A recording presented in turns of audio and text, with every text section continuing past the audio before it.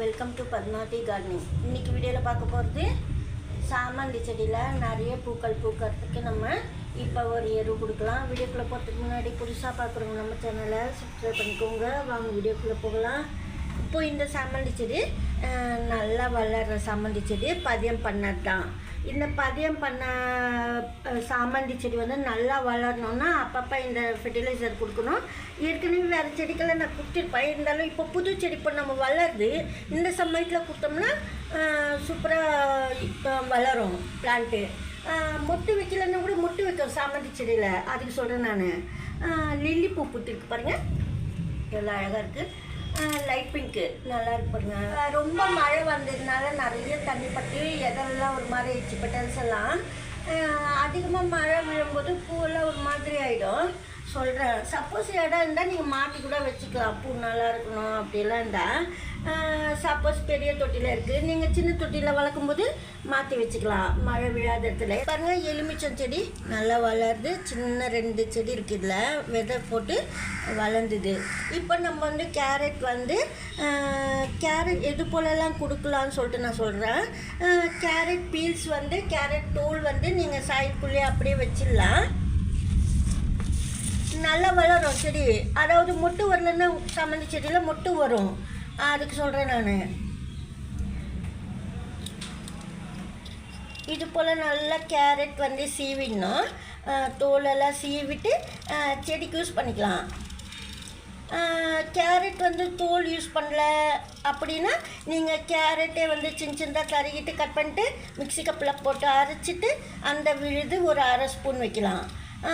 அதை விட பெஸ்ட் என்ன சொல்கிறதுன்னா, கேரட் மிக்ஸி கப்பில் அரைச்சிட்டு கொஞ்சமாக ஒரு ஸ்பூன் விழுதில் ஒரு 1/4 ஸ்பூன் வெல்லம், நாட்டு சர்க்கரையோ இல்லை சாதா சர்க்கரையோ ஒயிட் சுகரு, 2த்துல ஏதாவது ஒன்று போட்டு நல்லா கலந்து தண்ணியில் கலந்து ஊற்றிடலாம்.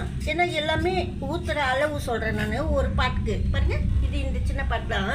இந்த பாட்டுக்கு நீங்கள் ஊற்றலாம். அதாவது 1 ஸ்பூனோ 1/2 ஸ்பூனோ கேரட் விழுது சொல்கிறேன், 1/4 ஸ்பூன் வெல்லம், அந்த மாதிரி அளவில் சின்ன தொட்டிக்கு அப்படியே கலந்து தண்ணியில் கலந்து ஊற்றிடலாம். இது போல் மெத்தட்லலாம் செடி வளர்க்கலாம். சாமந்தி செடியில் மொட்டு வரலன்னா கூட உங்களுக்கு மொட்டு வைக்கும்.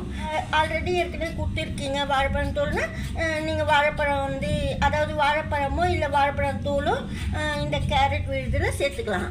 அப்படி நான் சொல்கிறது. மேல் தோல் மட்டுமே, இப்போ நிறைய பொரியலுக்கெல்லாம் மேல் தோல் மட்டுமே இது போல் சீவிடுவீங்க. அப்போ நீங்கள் அப்படியே தூள் பண்ணி சைடில் போட்டுடலாம்.